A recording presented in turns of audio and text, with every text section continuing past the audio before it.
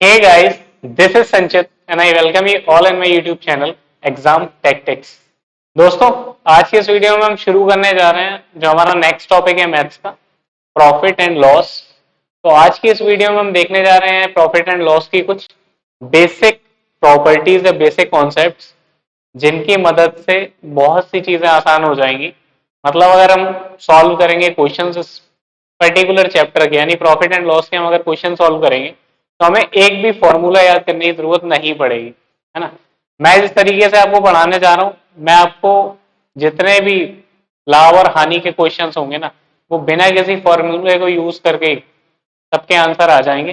तो कुछ ऐसे तरीके आपको सीखने होंगे या कुछ ऐसी बेसिक छोटी छोटी चीजें आपको पता होनी चाहिए कि जो आप क्वेश्चन में अप्लाई कर पाए और कम से कम कैलकुलेशन करके अपना आंसर जल्दी से जल्दी निकाल पाए, है ना।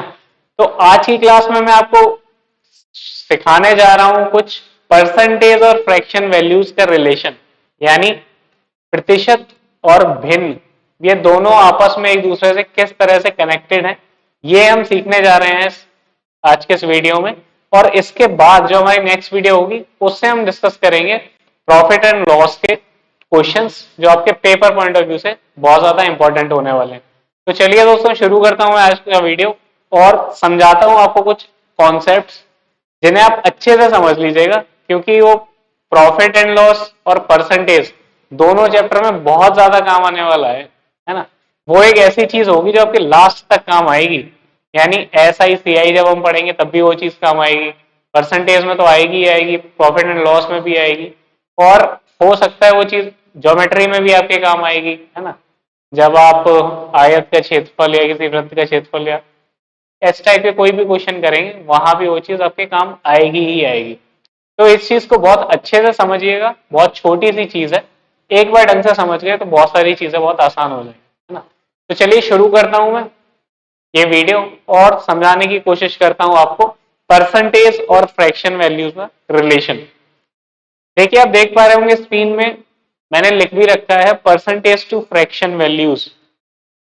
100% के सामने मैंने 1 लिखा है, 50% के सामने 1/2 लिखा है, 25% के सामने 1/4 लिखा है, 20% के सामने 1/5 लिखा है, 10% के सामने 1/10 लिखा है, और नीचे तक बिल्कुल ऐसे ही मैंने परसेंटेज वैल्यू लिखी है एक तरफ और दूसरी तरफ लिखा है कि भिन्न में उसका मान क्या होगा, है ना। तो है क्या बेसिकली ये चीज, क्या फायदा है इस चीज को सीखने का, या क्या अच्छी चीजें हम इससे निकाल सकते हैं आउटकम्स जिनसे हमारे क्वेश्चंस बहुत इजी हो जाएं, है ना। तो एक बार मैं पहले बोर्ड में लिख रहा हूँ आपके सामने ये चीजें, उसके बाद मैं स्क्रीन से हटा दूंगा, फिर मैं आपको बोर्ड में ही समझाऊंगा, ठीक है। तो तब तक आप स्क्रीन में देखिए, उस चीज को समझने की कोशिश करिए। मैं नोट डाउन कर देता हूँ, है ना। जैसे मैं बात करूं यहाँ पर 100%, ठीक है, 50%, ठीक है, 25%, ये आपका आएगा 12.5%, उसके बाद आपका आएगा 10%, ठीक। उसके बाद आपका आएगा 75%। ये आपको विजिबल होगा ना नीचे तक का? हाँ चलिए ठीक है ना। और ऐसा ही हम और भी लिख सकते हैं, चलिए वो चीज़ मैं बाद में लिखाऊंगा, पहले हम ये देखते हैं, है ना। इसे देखते हैं और इसे समझने की कोशिश करते हैं। 1% और रह गया, वो है आपका 20%, भी इसी में डिस्कस कर लेता हूँ। 20% आपका 1/5। मैं आपको ये चीज समझाने की कोशिश कर रहा हूँ, स्क्रीन से मैं कुछ टाइम के लिए हटा देता हूँ, बोर्ड में देखिए और समझने की कोशिश करिएगा। देखिए, 100% बराबर 1 लिखा हुआ है, इसका मतलब क्या है? इसका मतलब ये है कि कोई वैल्यू अगर अपने आप में पूरी है, यानी कंप्लीट अगर वैल्यू की बात करें, जैसे मैं आपको समझाने की कोशिश करूं कि ये भाई मार्कर है, ठीक है, अपने आप में पूरा एक चीज है, इसके कोई टुकड़े उकड़े तो हमने किए नहीं है, पार्ट में तो डिवाइड किया नहीं है, अपने आप में पूरी कंप्लीट चीज है। कंप्लीट चीज की वैल्यू हमेशा क्या होती है? 100%। यानी कोई चीज जो पूरी की पूरी रखी हो तो उसका मान क्या होगा? 100% ही तो होगा। जैसे मैं बोलूं भाई एक ये मेरा फोन है ना, ये जब तक पूरा फोन ऐसा ही रहेगा, है ना, तब तक ये 100% वैल्यू है।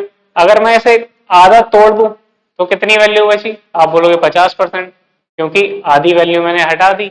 एक में से जब आधा गया तो बचा आधा, तो उसी को हम बोल देते हैं 50%, है ना। तो इस चीज को समझने के लिए सबसे पहली चीज, एक चीज आपको क्लियर होनी चाहिए कि कोई भी संख्या हो या कोई भी चीज हो, वो अपने आप का 100% होती है, ठीक है। तो मैंने 100% के सामने लिख दिया एक, एक मतलब एक कंप्लीट चीज, ठीक है। उसके बाद आप देख रहे होंगे मैंने 50% किया, उसे 1/2 कर दिया है। ये निकला कैसे? आपको पहले ये चीज पता होनी चाहिए कि परसेंटेज क्या होता है, प्रतिशत क्या होता है। प्रतिशत को अगर मैं तोड़ के लिखूं, जैसे मान लीजिए मैं यहां लिखूं आपका प्रतिशत, ठीक है। प्रति का मतलब क्या होता है?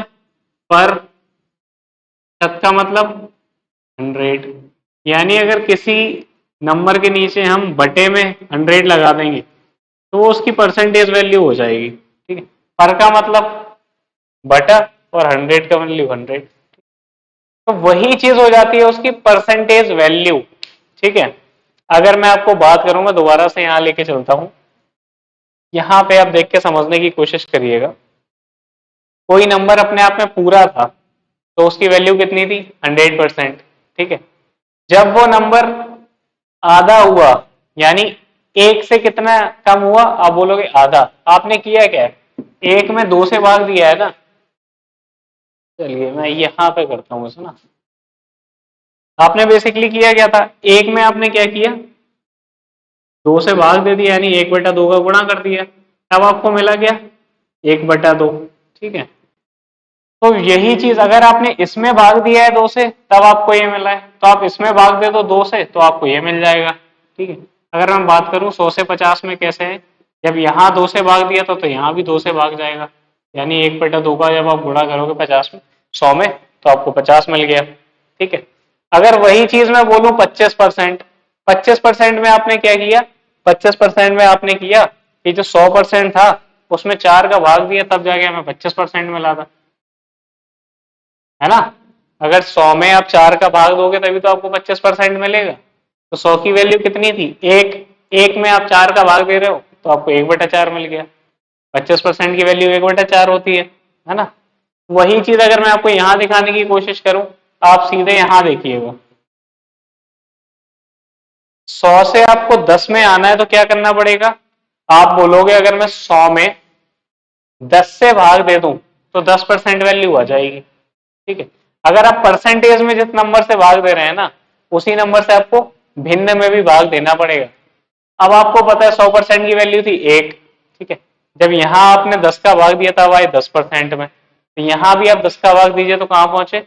1/10। आपको पता होगा कि 10% को 1/10 बोलते हैं, है ना। तो ये चीज मैं मतलब छोटी छोटी चीजें आपको समझाने की कोशिश कर रहा हूं कि निकली कहां से। अब देखिए, ये भी हमारा क्लियर हो गया, ये भी क्लियर हो गया, ये भी क्लियर हो गया, ठीक है। अब देखिए आप 25% से अगर आप 12.5% में आएंगे तो आपको क्या करना पड़ेगा? आप शायद एक चीज देख पा रहे होंगे कि 25% का आधा होता है 12.5, ठीक है। यानी 25% में आपने 2 से डिवाइड दिया, तब जाके आपको मिला 12.5%। तो 25% की जो वैल्यू थी उसमें भी 2 से डिवाइड दे दीजिए तो आपको 12.5% की वैल्यू मिल जाएगी, ठीक है। जब आप 1/4 में 2 से डिवाइड दोगे, यानी 1/2 से गुणा करोगे तो आपको कितनी आएगी? 1/8। वही चीज यहाँ लिखी है ना। ऐसे ही अगर मैं बात करूं 75% की, 75% की अगर मैं बात करूं तो आप देख पा रहे होंगे 25% का कितने गुना है? 25% का 3 गुना होता है 75%। ये तो आपको पता ही होगा कि 25 या 75 होता है, यानी 25% का 3 गुना होता है। तो 25% की जो वैल्यू रही होगी उसका भी 3 गुना कर दे रहे हैं तो 75% की वैल्यू आ जाएगी। आप देखिए 1/4 का जब आप 3 गुना करेंगे तो आपको क्या मिलेगा? 3/4, यानी 1/4 में जब आप 3 से गुना करेंगे तो क्या आएगा? 3/4। वही चीज यहाँ लिखी हुई है, ठीक है। तो यहां से आपको कुछ कुछ चीजें क्लियर हो रही होंगी, रिलेशन समझ में आ रहे होंगे कि भाई कैसे 50 से 25% आया, 1/4 कैसे आया। 50% का आधा होता है 25, तो 50% की जो वैल्यू थी उसका भी मैंने आधा कर दिया तो 25% की वैल्यू आ गई। ऐसे ही अगर मैं बात करूं 20% की, ठीक है, अब मैं बात कर रहा हूं 20% की। 20% आपका कैसे आ सकता है? देखिए 20% आपका ऐसे आ सकता है, या तो आप 100% में 5 से डिवाइड करें तो आपका 20 आएगा, ठीक है, या फिर 10% में 2 का गुणा करें तो 20 आएगा, ठीक है। अब मैं दोनों चीजों से आपको करके समझाने की कोशिश करता हूं। जैसे मान लीजिए मैं 100 में 5 से डिवाइड करता, 100% में अगर मैं 5 से डिवाइड करता तो कितना आता? 20%, ठीक है। तो यानी जो उसकी वैल्यू रही होगी 100% की, उसमें मैं 5 से अगर डिवाइड करूंगा तो जो वैल्यू आएगी वो 20% की आ जाएगी, है ना। तो 20% की वैल्यू क्या लिखी है? 1/5, यानी 100% की वैल्यू में जब आप 5 से डिवाइड करेंगे कितना मिला आपको? 1/5। यही चीज यहां लिखी हुई है ना। अब 20%, 10% से देख लेते हैं कि 10% का दोगुना जब आप करोगे तब आप 20% पे पहुंचोगे, ठीक है। अगर आप 10% का दुगना करके 20% पे पहुंच रहे हो, 10% का आपने क्या किया? दुगना, तब आपको मिला 20%। तो 10% की वैल्यू का दुगना कर दो तो 20% की वैल्यू मिल जाएगी। 10% की वैल्यू क्या थी? 1/10। इसका दुगना करो, कितना आया? 2 से कटेगा 5, यानी आपका आ गया 1/5। यही तो 20% की वैल्यू थी, है ना। तो ये चीजें मैंने आपको दिखाने की कोशिश की है कि कैसे कैसे परसेंटेज, फ्रैक्शन वैल्यू आपस में इंटरकनेक्टेड हैं। आपको हर वैल्यू निकालने की जरूरत नहीं पड़ती। अगर आपको 100% की वैल्यू पता है तो आप 50% की भी निकाल सकते हो। आपको पता है 100% की वैल्यू 1 होती है, 50% यानी 100 का आधा, तो 1 का आधा कितना? 1/2, ठीक है। 100% की वैल्यू 1 होती है, तो 20% यानी 100 का जब आप 5 से डिवाइड दोगे तब 20 आएगा, तो 100 की वैल्यू में आप 5 से डिवाइड दे दोगे तो 20% की वैल्यू आ गई, ठीक है। ऐसे ही 25% का मतलब 100 का 1/4, तो 100 की वैल्यू का भी 1/4 हो जाएगा, वो 25% की वैल्यू हो गई, ठीक है। अब मैं बात करूं 75%, आपको पता है 25% का 3 गुना, यानी 25% की जो वैल्यू रही होगी उसका 3 गुना 75% की वैल्यू हो जाएगी। इस चक्कर में ये यहाँ पे आ गया, है ना। और ये जो चीजें मैंने लिखवाई है ना, ये जो भी चीजें मैंने लिखवाई हैं, परसेंटेज और फ्रैक्शन वैल्यूज, ये उल्टी भी हम देख सकते हैं। मतलब केवल ये नहीं है कि हम परसेंटेज से फ्रैक्शन वैल्यू में जा रहे हैं, हम फ्रैक्शन वैल्यू से परसेंटेज में भी आ सकते हैं, ठीक है। हमें पता है एक की वैल्यू कितनी है? 100%। आधे की वैल्यू कितनी? 50%, ठीक है। 1/4 की वैल्यू कितनी? 25%। 1/5 की वैल्यू कितनी? 20%। 1/10 की वैल्यू कितनी? 10%। भाई अगर आप परसेंटेज से फ्रैक्शन वैल्यू बनाते हो तो क्या करते हो? आप खुद देखना। अगर मैं आपको बोलूं 50% की वैल्यू क्या होगी? 50%, जब परसेंटेज का साइन हटता है तो 100 से भाग होता है, मैंने अभी बताया ही था, बटे में 100 आ जाता है, यानी 50 बटे में 100 कितना आ गया? 1/2, ठीक है। ऐसे ही अगर आपको निकालनी हो 75% की वैल्यू तो आप क्या करोगे? 75 बटे में 100, परसेंटेज का साइन हटा दिया, बटे में 100 आ गया। इसे आप 25 से काटोगे, 25 तिया 75, 25 को 100, इसलिए 3/4 आ गया, है ना। तो बेसिकली हम करते क्या थे? हम करते ये थे कि परसेंटेज का साइन हटा देते थे और 100 से भाग दे देते थे, तब जो हमें वैल्यू मिलती थी वो हमारी हो जाती थी भिन्न वाली वैल्यू, उसी परसेंटेज की, है ना।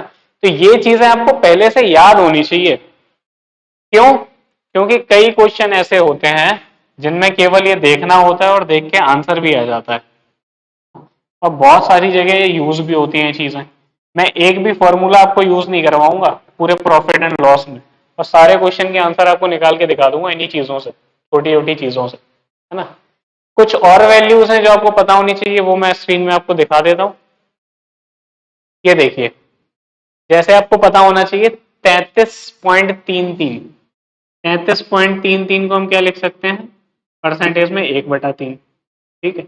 ऐसे ही हम 16.66% को क्या लिख सकते हैं? 1/6, ठीक है। इसके अलावा 1/9 और 1/11 भी बहुत इंपॉर्टेंट है, यानी 11.11, 11.11% और 9.09%, ये आपकी बहुत ज्यादा इंपॉर्टेंट है। इसे हम लिख सकते हैं 1/9 और इसे लिख सकते हैं 1/11, ठीक है। आपको पता तो सारी होनी चाहिए जितनी लिखी हुई है, क्योंकि सारी यूज होंगी। तो आप कोशिश करिएगा कि जो वैल्यू मैंने स्क्रीन में लिखी हुई है ना, ये सारी आपको मुंह जबानी याद हो। मतलब आपसे अगर बोला जाए कि 16.66% कितना होता है, तो आप तुरंत बोल पाओ 1/6, है ना। तो 33.33% कितना होता है, आप बोल पाओ 1/3। ऐसे ही अगर मैं बोलूंगी 75% कितना होता है, आप बोल पाओ 3/4, है ना। तो आप कोशिश करिएगा कि ये सब वैल्यू आप याद कर लें। याद क्या करना, बेसिकली समझने वाली चीज है। समझ में तो आ ही गया होगा, मैंने इतना टाइम लेके समझाया कि कैसे कैसे वो वैल्यू निकली है। ठीक है, अब जैसे हम इसकी वैल्यू निकालने की कोशिश करें, 16.66% क्या 1/6 के बराबर आएगा। मैंने बताया क्या तरीका था कि परसेंटेज का साइन हटता है तो 100 से डिवाइड हो जाता है। ठीक है, बट 100 से डिवाइड दीजिए। जब इसमें आप इससे डिवाइड देंगे ना, तब आपको पता चलेगा कि ये जो आ रही है वैल्यू 1/6 आ रही। इसका लगभग 6 गुना होता है 100। 16.66 लिखा है, पॉइंट दिख रहा होगा शायद। इसका 6 गुना होता है 100, उससे हमारा निकल के आया 1/6। ऐसा ही मैं लिखूं 33.33%। अब करेंगे क्या, 33.33 बटा 100। इसका लगभग 3 गुना आपको दिख रहा होगा। 33 होता है 99, 99 और 0.33 का 3 गुना यानी 0.99, यानी 99.99 को ही तो हम बोलते हैं 100% के आसपास, है ना। तो उस चीज से निकल के आया, आपको पता चल गया इसका 3 गुना है तो ये 1 रही होगी तो ये 3 रहा होगा। वैसे ही इसका लगभग 6 गुना है तो 1 रही होगी तो ये 6 रहा होगा, है ना। तो ये चीजें आपको पता होनी चाहिए। ऐसे ही 11.11 का है और 9.09 का है। ठीक है, तो आपको करना क्या है, बेसिकली आपको ये वैल्यूज याद रखनी है ना, क्योंकि बहुत ज्यादा काम आने वाली है पूरे परसेंटेज और प्रॉफिट एंड लॉस में, दोनों चैप्टरों में बहुत काम आएंगी ये वैल्यूज। आप करिएगा क्या, ये वैल्यूज याद करके रखिएगा, और दोनों तरह से याद करके रखिएगा कि परसेंटेज की वैल्यू भिन्न में क्या होती है और भिन्न की वैल्यू परसेंटेज में क्या होती है ना। या मैं इसके आगे आपको दिखाने की कोशिश करूं, मैंने उल्टा करके लिख भी रखा है। एक होता है 100%, आधा होता है 50%, 1/4 होता है 25%, 1/10 होता है 10%, 1/5 होता है 20%, 3/4 होता है 75%। ठीक है, 1/6 होता है 16.66%, 1/3 होता है 33.33%, है ना। तो ये चीजें आपको याद होनी चाहिए। ठीक, अब मैं आपको समझाने की कोशिश करता हूं कि प्रॉफिट एंड लॉस में ये चीज यूज कैसे होती है। ठीक है, जैसे मान लीजिए आपको कोई भी क्वेश्चन दिया गया और उसमें बोला गया कि ये जो आपने, मतलब कोई घड़ी आपने 100 रुपए की खरीदी, ठीक है, और उसे 20% लाभ पे बेचा।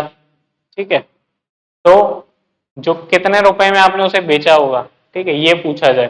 चलिए यही क्वेश्चन है, मान लीजिए क्वेश्चन नंबर 1। समझाने के लिए आपको बता रहा हूं एक चीज कि मान लीजिए आपने एक घड़ी 100 रुपए में तो क्या ही खरीदोगे, लेकिन फिर भी मान लेते हैं 100 रुपए की रही होगी। ठीक है, 100 रुपए में खरीदी।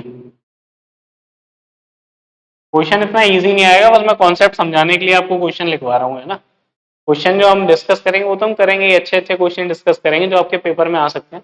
लेकिन ये क्वेश्चन मैं केवल कॉन्सेप्ट समझाने के लिए बता रहा हूँ कि मान लीजिए एक घड़ी आपने 100 रुपए में खरीदी और उसे और उसे 20% लाभ पर बेचा, तो घड़ी का विक्रय मूल्य क्या होगा। इंग्लिश में भी बता देता हूं कि if the cost price of a watch is 100 rupees and you sell at it at 20% of profit, then what is the selling price of that watch. यानी आपने एक घड़ी दी आपके पास, ठीक है, आपने 100 रुपए की खरीदी और उसे 20% फायदे पे बेच दिया, तो आपको बताना है कि कितने रुपए में वो बिकी होगी। अब मैं आपको समझाता हूँ कि जो अभी मैंने आपको ये चीजें समझाई थी परसेंटेज और नॉन परसेंटेज वाली, उसका फायदा क्या होता है। ये देखिए, क्वेश्चन में आया ना 20% लाभ, यानी 20% प्रॉफिट पे बेची। तो मुझे ये पता होना चाहिए कि 20% की फ्रैक्शन वैल्यू होती क्या है। आपको पता होगा कि 100% की अगर एक होती है तो 20% होता है 100 का 1/5, तो वैल्यू जो थी वो भी 1/5 हो जाएगी, यानी 20% की जो वैल्यू आई वो आई आपकी 1/5। यहाँ ये चीज मैं लिख के दिखा देता हूँ, चलिए। 20% लाभ हुआ, यानी आपको प्रॉफिट हुआ कितना, 1/5 का। यहाँ लाभ हुआ इसलिए मैंने प्लस साइन लिया है, ठीक है। ये हटा देता हूँ मैं, समझिएगा। लाभ हुआ है इसलिए मैंने प्लस साइन ले लिया, अगर हानि होती तो मैं माइनस साइन ले लेता, ठीक। अब मैं आपको बताता हूँ कि ये चीज मैंने आपको क्यों समझाई थी। अब देखिए, 20% का आपको फायदा हो रहा है तो आपकी वैल्यू क्या आई, 1/5। अब मैं आपसे बोलूंगा कि जो भी बेस होता है ना, जो भी बेस में हो, वो हमेशा हमारी कॉस्ट प्राइस होता है, यानी वो हमारा क्रय मूल्य होता है, जितने मूल्य पे हमने वो चीज खरीदी हो, ठीक है। तो यहां से आपको क्या पता चल रहा है, जो 5 था आपका वो तो आपका हो गया क्रय मूल्य, ठीक। और उस पर लाभ कितना हुआ आपको, 1 का, ठीक है। जब आपको 5 रुपए की चीज में 1 रुपए का लाभ हुआ तो आप कितने रुपए में बेचोगे, तो आप बोलोगे मैं बेचूंगा 6 रुपए में। मैं कहूंगा ठीक है, तो विक्रय मूल्य क्या आ गया, विक्रय मूल्य आ गया आपका है भाई 5, अगर आपकी कॉस्ट प्राइस थी, ठीक है, 1 का उसमें आपको फायदा हुआ, तो आपने बेचा कितने में होगा, आपने 6 में ही तो बेचा होगा। तो मैंने किया क्या, मैंने 20% को फ्रैक्शन में लिख दिया। इससे मुझे पता चल गया कि जो नीचे आता है वो क्रय मूल्य होता है, यानी 5 क्रय मूल्य रहा हो अगर, उसमें 1 का फायदा, तो बेचा कितने का मैंने, 6 का, ठीक है। अब देखता हूं मैं क्वेश्चन में, उस घड़ी का क्रय मूल्य कितना दिया गया है, 100 रुपए, यानी जो भी आप खरीदते हैं जिस पैसे में, उसे ही हम बोलते हैं कॉस्ट प्राइस। किसी भी सामान को खरीदने में आप जितने रुपए देते हैं उसी को हम बोलते हैं कॉस्ट प्राइस या फिर क्रय मूल्य, ठीक है। तो आपको पता चला कि यार क्वेश्चन में घड़ी का जो क्रय मूल्य दिया है वो तो दिया है 100 रुपए, ठीक है। तो मैं बोलूंगा ठीक है कोई बात नहीं, हमने 5 रुपए माना था, ये वैल्यू 5 ना होकर क्वेश्चन में कितनी दी गई है, 100 रुपए, ठीक है। यानी 5 का कितना गुना दिया गया है, अब बोलो 20 गुना, 5 का 20 गुना ही तो होता है 100, ठीक है। मैं बोलूंगा हमसे पूछा क्या है कि घड़ी का विक्रय मूल्य क्या होगा, तो घड़ी का विक्रय मूल्य भी 6 नहीं रहा होगा, कितना रहा होगा, 6 का 20 गुना, ठीक है। 6 का जब आप 20 गुना करेंगे तो कितना आएगा, 120 रुपए। यही आपका आंसर हो गया, ठीक है। अब देखिए आप खुद से सोचिए कि यार अब इस क्वेश्चन को सॉल्व करने के लिए अगर आप कोई फॉर्मूला याद करते कि विक्रय मूल्य के लाभ प्रतिशत का फॉर्मूला क्या होता है, फिर आप देखते लाभ अपॉन क्रय मूल्य गुणा 100, फिर वहां से आप कुछ निकालते, फिर विक्रय मूल्य का फॉर्मूला क्या होता है, क्रय मूल्य प्लस लाभ, तब आप फॉर्मूला वैल्यू रखते, तब आपकी वैल्यू आती। ये चीज हमने डायरेक्टली कर ली केवल इस चीज का यूज करके, ठीक है। अब यही चीज मैं आपको दिखाता हूं, अगर 20% हानि हो रही होती, यानी यहाँ तो 20% प्रॉफिट था, तो हमारा ये आंसर आया। अगर वो क्वेश्चन में बोलता है कि इसे 20% की हानि हो रही, ठीक है, उसे 20% हानि पर बेचता है, 20% हानि यानी लॉस पर बेचा, तो घड़ी का विक्रय मूल्य क्या होगा। अब फिर से बात तो हो रही है 20% की, तो 20% मैंने लिख दिया, 20% की वैल्यू क्या होती है, 1/5, ठीक है। हानि हो रही है इसलिए मैंने माइनस साइन ले लिया, ठीक है। इतनी बात तो क्लियर होगी सबको, इतने में तो कोई डाउट होना नहीं चाहिए, ठीक। अब मैंने क्या बोला था, नीचे जो वैल्यू होती है वो होता है हमारा क्रय मूल्य, ठीक है। तो यानी ये अगर सीपी है, क्वेश्चन में 5 सीपी नहीं दिया गया है, क्वेश्चन में क्या सीपी दिया गया है, 100 रुपए, यानी 5 का कितना गुना है, 100, आप बोलोगे 20 गुना, ठीक है। हमें निकालना क्या है, तो विक्रय मूल्य क्या होगा। अब यहां पे एक चीज आप समझिएगा कि अगर आपने कोई चीज 5 रुपए में खरीदी, ठीक है, और उसे 1 रुपए घाटे पे बेचा, तो आपने कितने रुपए में बेची होगी, आप बोलोगे 4 रुपए में। आपने किया क्या, आपने जितने रुपए में खरीदी थी उससे जो भी आपका घाटा हुआ है वो आपने घटा दिया, तो आपको पता चल गया कि आपने कितने रुपए की बेची थी, ठीक है। अगर मैं यहां बात करूं कि इसका सेलिंग प्राइस क्या आएगा, क्या आएगा, जब मैं 5 में से 1 रुपए का घाटा घटाऊंगा तब मेरा आ जाएगा विक्रय मूल्य। यानी जो मेरा एसपी होगा वो कितना आएगा, एसपी आएगा 4, सीपी 5 था, 1 रुपए का घाटा, तो एसपी कितना हुआ 4 रुपए। ठीक है, अब 5 की वैल्यू 20 गुना दी गई थी, तो सीपी जो एसपी हमसे पूछा है तो एसपी की वैल्यू 4 ना होगी, 4 का 20 गुना हो जाएगी। जब हम 4 का 20 गुना करेंगे तो कितनी आई, 80 रुपए। ये हमारा आंसर हो गया। ठीक है, तो उम्मीद करता हूँ एक छोटी सी चीज आपको समझ में आई होगी कि कैसे कैसे ये चीजें क्वेश्चन में अप्लाई होती हैं। देखिए क्या किया है, कुछ भी नहीं किया, इतना सा सॉल्यूशन है। ये भी मैंने फालतू में लिख के दिखाया है कि 20% बराबर 1/5 होता है। ये तो आपको पता होना चाहिए, आज जो मैंने आपको चीजें बताई हैं वो आपको याद होनी चाहिए। ठीक है, जब आप याद कर लोगे ना तो ये सब लिखने की भी जरूरत नहीं पड़ेगी, आपका टाइम बहुत ज्यादा बचेगा। और एक चीज आपको हमेशा ध्यान रखनी है कि बटे में जो भी होगा वो आपको कॉस्ट प्राइस होगा, क्योंकि जो भी हम लाभ और हानि देखते हैं वो क्रय मूल्य पर ही तो देखते हैं। भाई हमें कैसे पता चलेगा कि लाभ हो रहा है या हानि, हमें तभी तो पता चलेगा कि हमने इस चीज के इतने रुपए अपनी जेब से दिए थे, अब उससे ज्यादा मिल रहे हैं तो फिर प्रॉफिट हो रहा है, उससे कम मिल रहे हैं तो लॉस हो रहा है।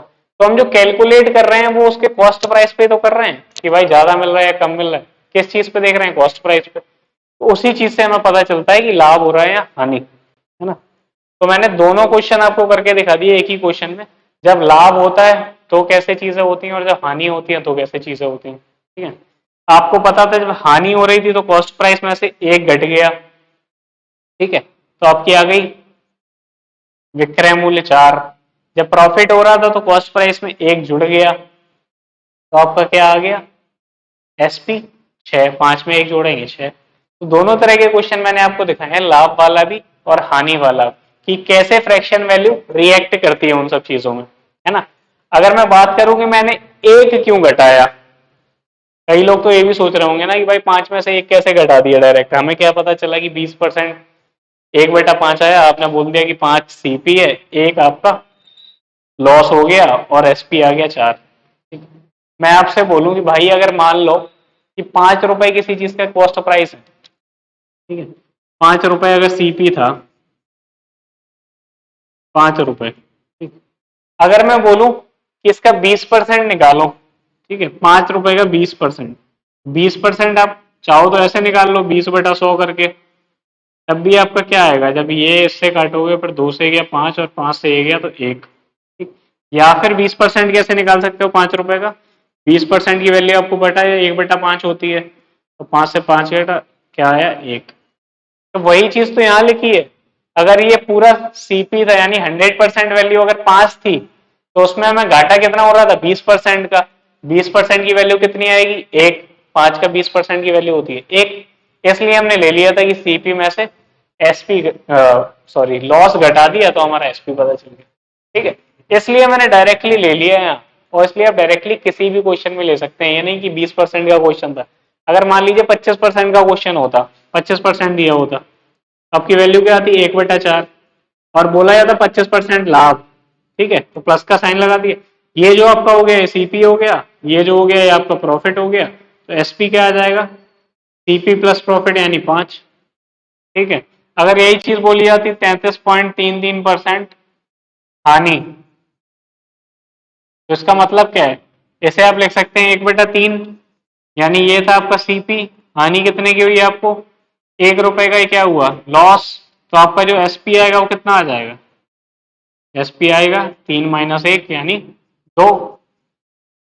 ठीक है, सीपी में से जब आप लॉस घटा देंगे तो आपको एसपी आ जाएगा। तो ये सब चीजें डायरेक्टली हम देख लेते हैं इन सब तरीकों से। ठीक है, तो आज की क्लास में हम इतना ही करेंगे, आज की वीडियो में मैंने बस बेसिक कॉन्सेप्ट आपको समझाने की कोशिश की है, और उम्मीद करता हूँ आपको समझ में आई भी होंगी चीजें, है ना।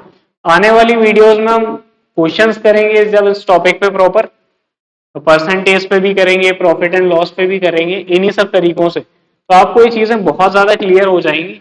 और वहां पे जब एक एक क्वेश्चन में चीजें अप्लाई होंगी ना, तो यहाँ जो अगर आपको कुछ भी डाउट्स आ रहे होंगे तो आगे आने वाली वीडियो में एक एक करके आपके डाउट्स क्लियर भी होते रहेंगे। तो उम्मीद करता हूं कि नेक्स्ट वीडियो से पहले आप कम से कम ये चीजें याद कर लेंगे, ये चीजें समझ लेंगे कि कैसे परसेंटेज और फ्रैक्शन एक दूसरे आपस में कनेक्टेड है ना। तो चलिए दोस्तों, मिलते हैं आपसे नेक्स्ट वीडियो में प्रॉफिट एंड लॉस के कुछ क्वेश्चंस के साथ। तब तक अपना ध्यान रखिए, ख्याल रखिए। बाय बाय, टेक केयर, जय हिंद।